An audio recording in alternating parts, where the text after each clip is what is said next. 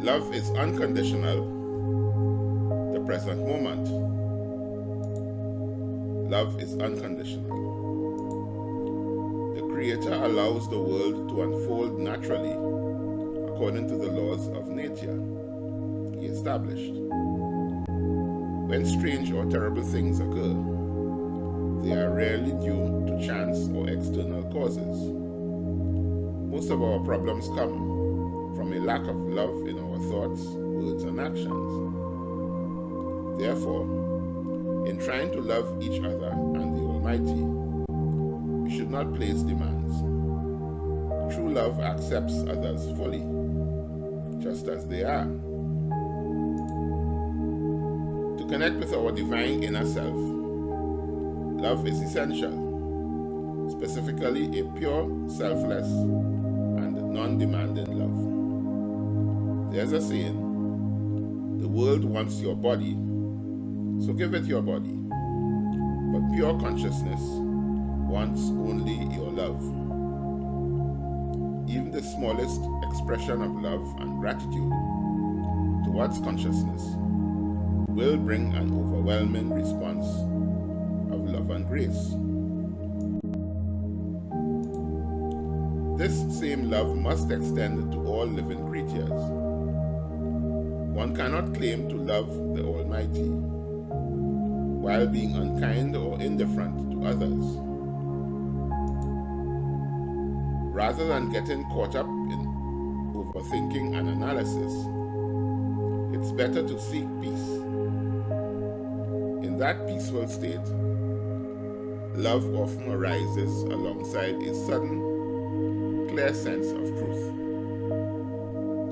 These two, love and truth, often appear together, and when this emotional clarity of truth, which we might call intuition, comes, it's a truly powerful experience.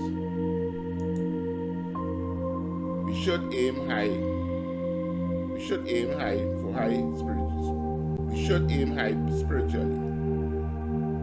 It's important to have a clear and uplifting object of devotion, something or someone to love and revere. Visualizing the divine within, the inner self, helps us move more swiftly towards our spiritual goal and opens us to the help of the Almighty, the divine grace within. We've already done enough to learning and striving, yet we continue to stay preoccupied with ourselves, our meditations, our flaws, our accomplishments. Instead, we should focus on what the Almighty desires: love, joy, laughter, even in hard times, and courage. Our actions should be guided by the awareness that He is watching. During meditation and in life, we act not for personal gain, but for the love of the Almighty, always aware of its generous and loving nature. By remembering the Almighty's kindness, we are inspired to treat others with the same generosity, because He is endlessly generous.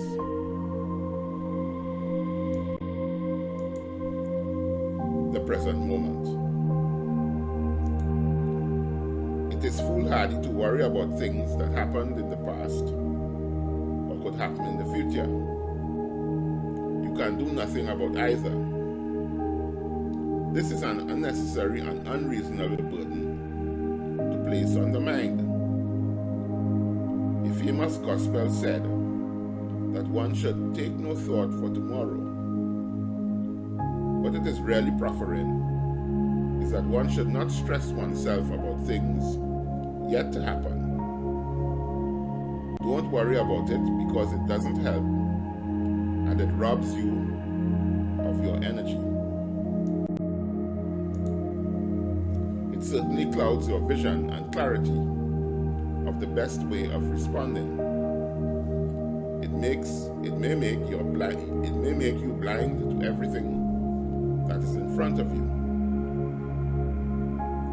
Similarly, ruminating about the past is foolish because it takes away your efficiency. Unfortunately, we expend most of our mental energy in these two activities, dreaming about what should have been and what is to come. We must learn to preserve our mental energy. We must learn to preserve our mental energy and not waste it in this way, for to do otherwise is to increase our level of mental stress. It's fine to recognize when something is a real issue, like losing a job, but the problem comes when our imagination adds layers of fear and worry that aren't real. These imagined problems create more stress than the actual situation. The author shares a story where someone said, "It's harder to kill a rubber snake than a real one," meaning imagined fears are tougher to overcome than real ones. The best way to deal with this is to stay in the present. The present moment helps cut through useless dreams. There's no point thinking about the past, it's over, or worrying about the future.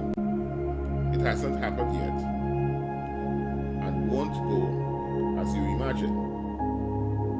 Instead of wasting mental energy on that, just relax and be present. Our minds often get stuck on hidden fears and desires. There's a story about a homeless man who slept on a park bench each night but dreamed he was in a luxury hotel. When someone actually gave him a room at the Ritz, he slept poorly and said, "Very badly. I dreamed I was sleeping on a hard bench in the park." Go to the link in the description bio profile to access our flagship course, Nature of Man, to get more on this subject.